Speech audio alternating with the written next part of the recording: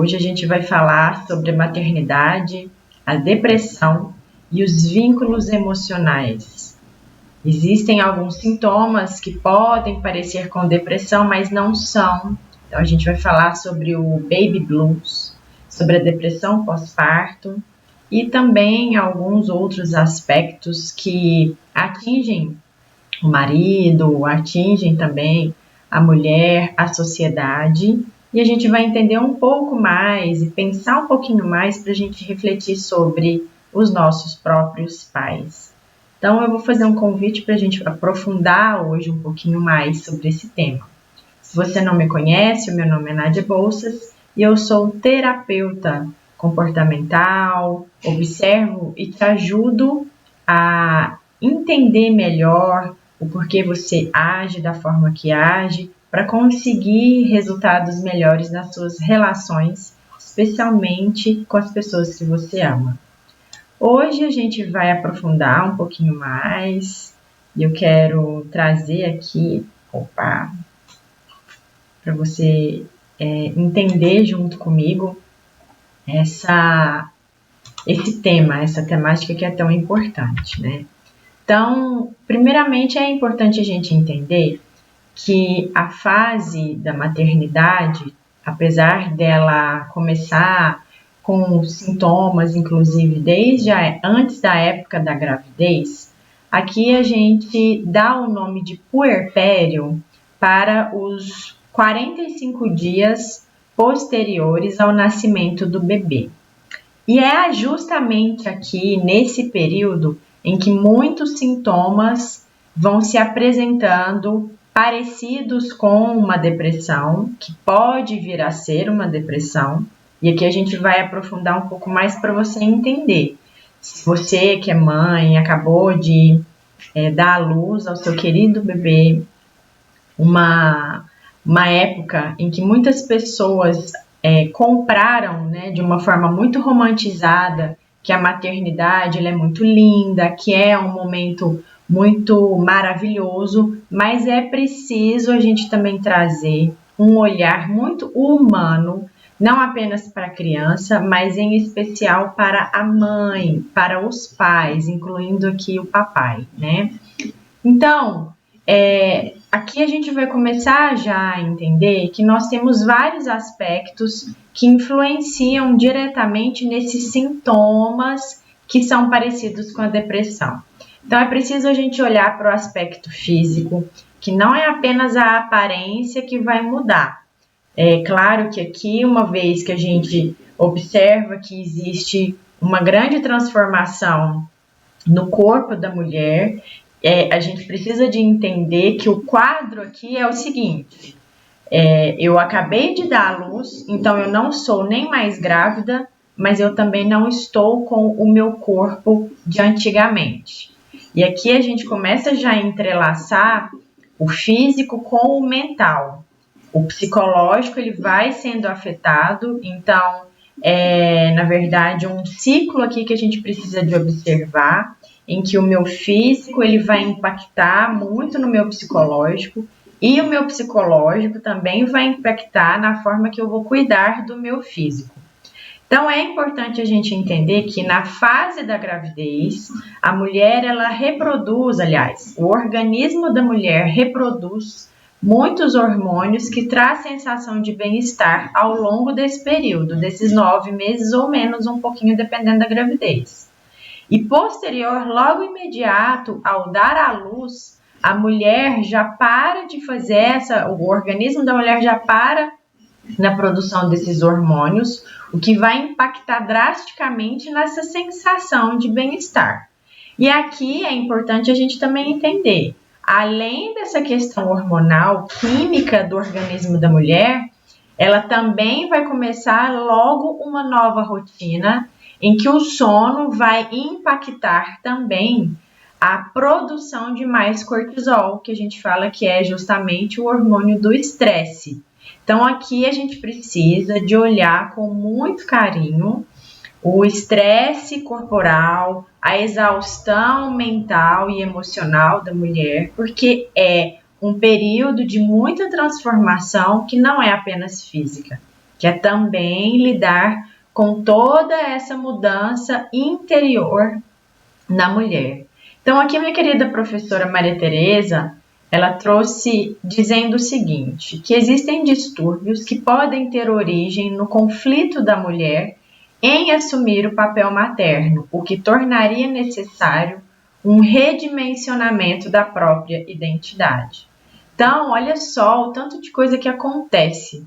Então, observando esse aspecto físico, que ele começa já a entrelaçar com o aspecto emocional e psicológico da mulher, ela passa por muitas questões internas, que a primeira delas que a gente vai tratar aqui é olhar para essa revivência, né? Então, de uma forma muito inconsciente, a mulher, ela revive bem assim no fundo do âmago, né, uma lembrança de quando ela nasceu. E existe lá naquele período, nesse acontecimento do próprio nascimento da mulher, esse trauma de separação do corpo da mãe com o corpo dela.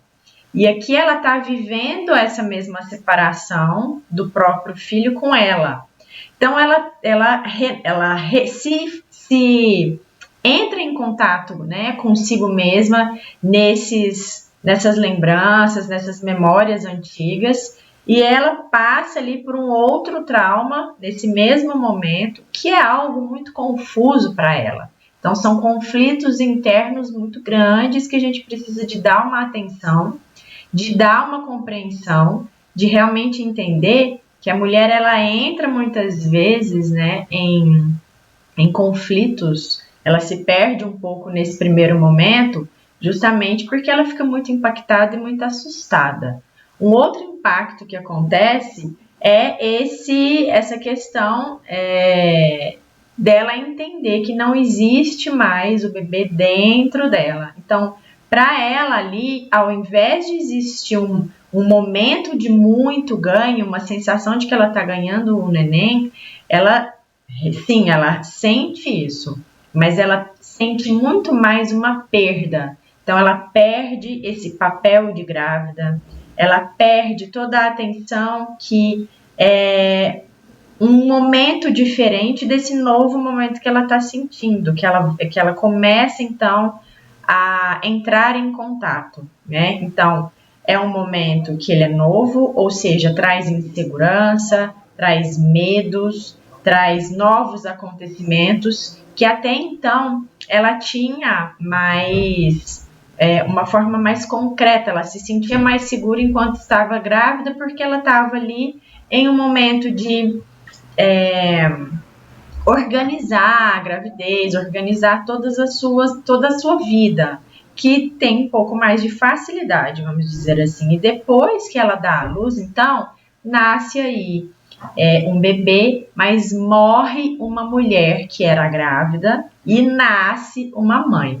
Aqui também é muito importante a gente lembrar que esse aspecto, né, de quando ela se coloca em um novo papel de mãe, ela muitas vezes sente que está perdendo o papel de filha, porque ela precisa então de se dedicar ao papel de mãe. Então ela entra em um conflito muito grande, acreditando que ela vai perder esse espaço de filha. Então, seguindo aqui, tudo isso, né, existe uma tristeza que a gente vai entender que ela é uma tristeza leve, que a gente chama de baby blues, e ela pode vir a evoluir e realmente ocasionar aí uma depressão pós-parto. O que a gente pode fazer é observar nos períodos anteriores o que é que essa grávida ou a mulher, antes da própria gravidez, sente. Então, os sentimentos e as percepções, eles são muito importantes de ser observados e avaliados pela própria mulher, para que ela possa, inclusive, pedir ajuda, apoio profissional de um psicólogo, terapeuta ou até mesmo de um psiquiatra para lidar com isso. Então, aqui a gente primeiro precisa de observar a hereditariedade. Será que você já passou por alguns processos de depressão antes da gravidez? Se sim, isso pode sim impactar e gerar uma depressão na época da gravidez e também no pós-parto, tá? Se você não teve depressão antes da gravidez, isso pode vir a acontecer e é só você observar se você tem algum parente de primeiro grau, né? Existe aí essa síndrome pré-menstrual, que eu coloquei no segundo ponto, que é observar esses sentimentos, muito receio do que é que vai acontecer na gravidez, ideias pessimistas com relação ao parto e ao período após o nascimento do bebê. Então, quando a gente percebe tudo isso, já são pontos que a gente precisa de ficar com uma pulga atrás da orelha. Será que isso pode vir a evoluir e piorar? Ou será que, de uma forma gradativa, eu vou dando um espaço para esses medos e eu vou conseguindo lidar com isso, que a gente vai ver logo mais. E é claro que a gente precisa de observar, será que a gente está tendo um apoio que a gente precisa nessa época, nessa fase? Será que eu estou tendo compreensão do meu marido, dos meus parentes ou não? Será que me colocaram isso tudo no meu colo e eu estou tendo que lidar isso sozinha? É claro que aqui existem mulheres que sim conseguem, porque elas tiveram uma história lá atrás que trazem muita sustentação emocional para que ela consiga lidar com isso de uma forma diferente. Mas existem outras mulheres que vieram de famílias disfuncionais e que trazem ali muitos comportamentos que são disfuncionais também, e por conta disso ela passa a sentir muita insegurança em si mesma e no processo que vai se apresentando para ela se assusta muito, e aqui a gente precisa de dar mais carinho e mais atenção para esses sintomas. Então a gente vai perceber que essa tristeza leve ela acontece com a grande maioria das mulheres. Então, são 50% das mulheres que apresentam essa tristeza leve que a gente chama de baby blues. Os sintomas são, olha lá, choro fácil, você transita no humor muito rapidamente. Isso é muito normal logo nas 2 semanas. Eu coloquei aí 2 semanas, mas a gente... primeiro que precisa de ter um olhar muito individual, caso a caso, e é claro que isso pode se estender um pouco mais, mas aqui a gente vai observar que esses sintomas eles vão se espaçando ao longo do tempo, a mulher vai conseguindo lidar então com todas as situações e os desafios que vão aparecendo, porque ela vai conseguindo cuidar dela mesma, ela vai conseguindo observar o que é que o bebê está pedindo. É claro que isso é um passo de cada vez, é um dia após o outro, no só por hoje que a gente fala. A gente já ouviu falar muito esse só por hoje e a gente coloca isso com certeza em prática. É necessário também a gente levar em consideração lá que existe então um novo bebê, ou seja, um terceiro elemento que vai somar ali a essa nova rotina, tanto da mãe quanto do pai. E aí, ambos precisam, então, de apresentar uma união entre casal, né? Para sustentar e apoiar um ao outro, para que cada um consiga responder e resolver o seu novo papel dentro dessa nova rotina. Então, é muito importante a gente olhar para isso, de que o baby blues, ele fica nesse primeiro mês, nessas primeiras semanas, mas ao longo do tempo, então, são sintomas que eles vão melhorando, tá? Agora, quando isso não acontece, a gente começa a observar que esses sintomas de tristeza, tristeza profunda, os choros compulsivos, eles não diminuem, eles não se espaçam. E aí a gente começa a perceber, então, que esses aspectos, eles vão influenciar e impactar, atingir diretamente todas as tarefas da mulher em que ela não consegue lidar mais, né? Ela não consegue muitas vezes produzir o que ela precisa de fazer, ela não consegue muitas vezes tomar banho, então a própria higiene passa a não ser mais interessante para ela, passa a ser uma dificuldade dela cuidar do bebê e de si mesma. Então aqui a gente começa a perceber pensamentos muito obsessivos, tanto com relação a si mesma, pensamentos negativos, e pensamentos negativos também com relação à criança.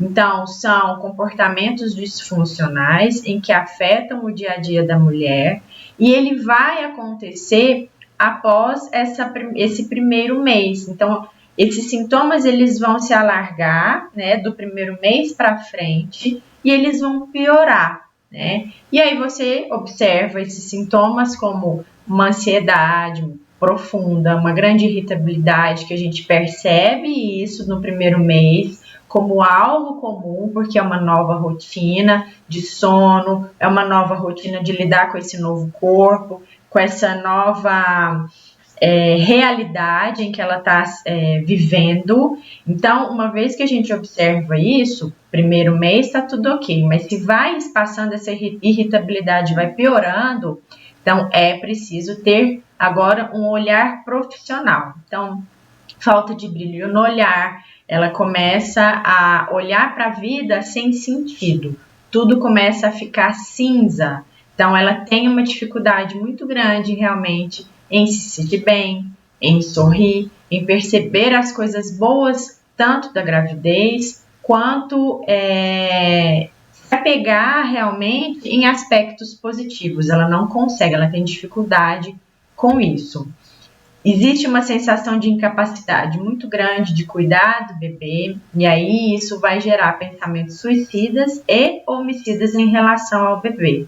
Então, ali é um momento que passa a ser extremamente insuportável para ela. Existem ali alguns rituais obsessivos compulsivos que ela pode começar a apresentar. E aí, se ela perde o interesse no bebê, então ela não vai querer dar atenção para o bebê, vai querer deixar o bebê com alguém, e isso pode, inclusive, piorar, e isso também vai depender de todo esse processo também de hereditariedade, que a gente precisa de fazer uma avaliação com relação a isso, para que isso também se evolua para uma doença psíquica mesmo, né? Em que ali a mulher pode começar a apresentar alucinações, ouvir outras coisas, e aqui, nesse estado, a mulher, ela precisa, então, inclusive de ser afastada do bebê, algum outro responsável precisa de, então, se responsabilizar por ele, e, inclusive, a gente precisa de não apenas de afastar o bebê, mas ela também não vai ficar possibilitada para a amamentação, né? E a depressão pós-parto, ela não acontece só na mulher, ela também acontece no homem, porque a rotina e esse novo papel que precisa de ser reconhecido por ambos, do casal, também impacta no dia a dia do homem.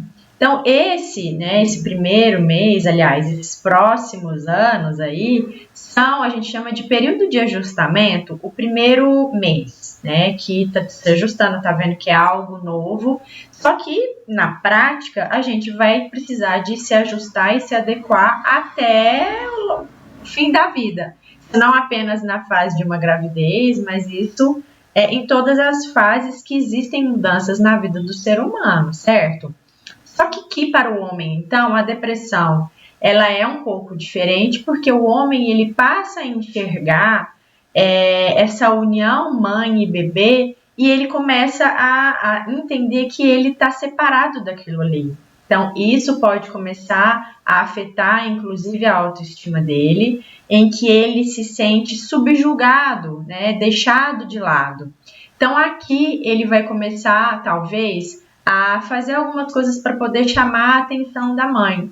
Muitas vezes, quando ele não recebe essa atenção e esse cuidado, se ele está, veja bem, se ele se sente separado, se ele não se sente incluído, neste novo ajustamento. Então, ele pode ser, tá? Que ele busque relações extraconjugais. Então, aqui é importante a mulher observar que ela tem as suas responsabilidades, mas o homem também tem. E aí fazer com que ambos tenham essa consciência ajuda muito a trazer o homem para abraçar o seu papel nessa nova fase da vida deles, né? Então aqui é muito importante a gente entender que o homem também passa por depressão pós-parto, ele também pode ter uma depressão pós-parto, tá bom? Bom, eu já dei uma pincelada contando sobre a doença psíquica, que a gente chama de psicose puerperal, que é justamente nessas primeiras semanas ela já traz alguns sintomas, que é justamente processos alucinatórios, delírios, e ela já começa a trazer esses sintomas logo nas 2 primeiras semanas, ok? E aqui eu trouxe para a gente observar. Antes da gente entrar em cuidados, deixa eu só ver aqui, tá? Então, olha só, né? Para você, se você sente algum baby blues ou se você está em um processo depressivo, é muito importante você ter uma rede de apoio. E aí você pode buscar por pessoas que são da sua família, mas também na nossa própria comunidade, dentro do nosso bairro ou de outros bairros, da nossa cidade, existem muitos pontos de irmandades, de lugares em que existem outras mulheres que estão passando pelo mesmo período e pelas mesmas mudanças na maternidade e que elas vão se encontrar para se apoiarem. E isso é muito importante, de uma forma terapêutica, a gente ouvindo outras mulheres que também estão lidando com situações difíceis, a gente começa a se sentir pertencente e não um monstro ou apenas uma pessoa que está passando sozinha por aquilo, entende?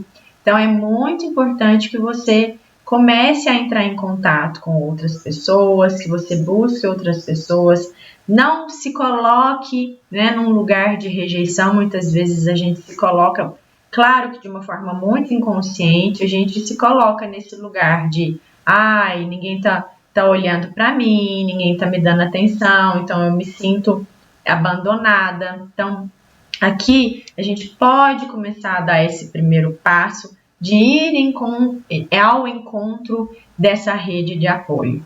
Outra coisa estou sentindo alguns desses sintomas, será que eu estou com depressão? Será que eu não estou? Então, pode buscar um terapeuta, um psicólogo para poder avaliar o seu caso. E é claro que se você está sentindo tudo isso há mais de 2 meses, é importante você buscar medicação através de uma avaliação psiquiátrica, ok? E aqui eu trouxe esse processo da gente olhar para a adoção.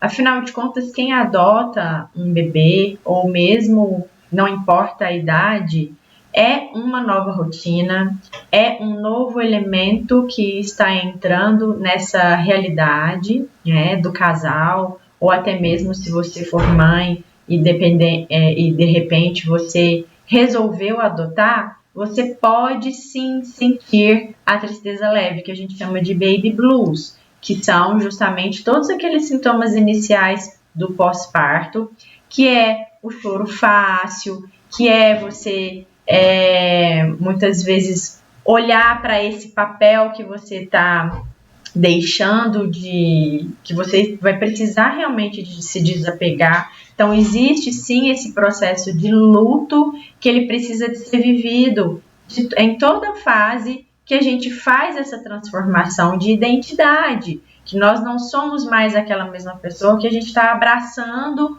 uma nova realidade com novas possibilidades e que essas possibilidades elas trazem para nós não apenas aquilo que é muito bom, mas também trazem desafios que nesses desafios a gente pode ter resultados bons e resultados ruins, né? Então aqui a adoção também pode gerar o baby blues, que são os sintomas da tristeza leve. E aqui trouxe esse ponto final para nós terminarmos e darmos aí um ponto aí no nosso crochê. O vínculo emocional. O vínculo emocional, né, como eu venho trazendo em outros vídeos, é a forma que a gente se conecta emocionalmente com pessoas. E aí, trazendo essa temática de falar sobre a maternidade, você que já é mãe, você já sabe os desafios que é lidar com o seu mundo interior, lidar com o que você aprendeu e as formas que você responde a esses desafios, que é justamente aquilo que você consegue fazer, que é a sua melhor versão, inclusive, para cuidar do seu bebê ou da sua criança, né? E é o que os nossos pais fizeram conosco. E é muito importante entender que hoje nós temos uma facilidade, por exemplo, da internet, por exemplo, de toda, não apenas da tecnologia em si, mas das teorias e dos aprendizados recentes, inclusive, que eles vêm trazendo para nós muito mais informações de como podemos melhorar os nossos próprios comportamentos para poder repassar esses comportamentos de uma forma mais segura emocional para os nossos filhos e que eles possam, então, assumir esse lugar de maior confiança. O que não aconteceu com os nossos pais, nem com os nossos avós, nem bisavós, né? Então, eles não tiveram acesso a essas informações ou possibilidades de mudança através dessa tomada de consciência. Então, hoje, nós temos isso, nós estamos aqui. Então, quero aqui abrir, né, esse convite para você, para que você possa olhar com carinho para tudo que os seus pais fizeram por você ou deixaram de fazer, mas olhar que aquilo que aconteceu, né, da presença ou da ausência deles, foi o melhor que eles conseguiram fazer, que veio com o aprendizado que eles tiveram na infância deles. E observar que a forma que a gente reage aos desafios da vida nada mais são do que formas de enfrentamento, ou seja, os desafios chegam e dependendo da forma que eu me sinto segura ou insegura, é a forma que eu vou lidar com aquilo. E aí a gente chama muitas vezes isso de mecanismos de defesas. Então, a forma que a gente aprendeu a se vincular, se ela foi uma forma traumática, ela gera marcas no nosso corpo. E essas marcas, elas ficam cristalizadas e precisam de um carinho, precisam de um cuidado agora na nossa fase adulta, para que a gente consiga dissolver esses traumas, essas marcas, através do nosso próprio olhar. Porque nós já somos adultos, os nossos pais já fizeram o que eles deveriam fazer por nós, e hoje a nossa criança interior pede pelo nosso amor, não é mais pelo amor deles. E aqui eu gostaria que deixasse muito claro que não é que nós estamos dando as costas para o amor dos nossos pais, não é isso. É claro que o amor deles vai ser sempre bem-vindo.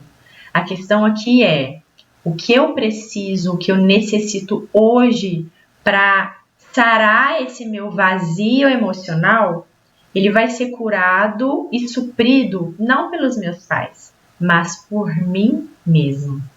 Então, eu quero poder fechar aqui olhando direitinho para você, né, fazer esse convite que você possa olhar para os seus pais em agradecimento a tudo que eles fizeram por você, com todos os trancos e barrancos, as formas que eles conversaram, reagiram, brigaram, discutiram, mas foi a melhor forma, é a melhor versão que eles conseguiram dar para nós, não é isso? Então, que a gente possa, de braços bem abertos, abrir, respirar. E a gente vai fechar os nossos braços, dando um abraço em nós mesmas, sentindo esse abraço, um abraço tão simples, que está aqui por nós a todo momento, que a gente possa realmente fazer esse carinho para nós, sentir e agradecer por esse alto carinho, por esse alto amor, por essa auto gentileza, por essa auto compaixão. Respirar profundamente, exalar e agradecer aos nossos pais por tudo que eles fizeram por nós. Se não fosse por eles, nós não estaríamos e não teríamos chegado até aqui, independente de qual foi a decisão que eles tomaram lá atrás, da forma que eles cuidaram de você. Independente disso, você está aqui hoje e pode desfazer os braços. E eu vou ficando por aqui. Espero que você tenha sentido esse abraço gostoso de si mesma aí. E agradeço imensamente por você ter ficado até aqui, até o final desse vídeo. Espero que ele tenha feito sentido para você. É um tema muito sério, que a gente precisa de observar os sinais que vão aparecendo para nós desde antes da gravidez, com pensamentos, com reflexões, com medos. E um grande abraço para você. Até o próximo vídeo.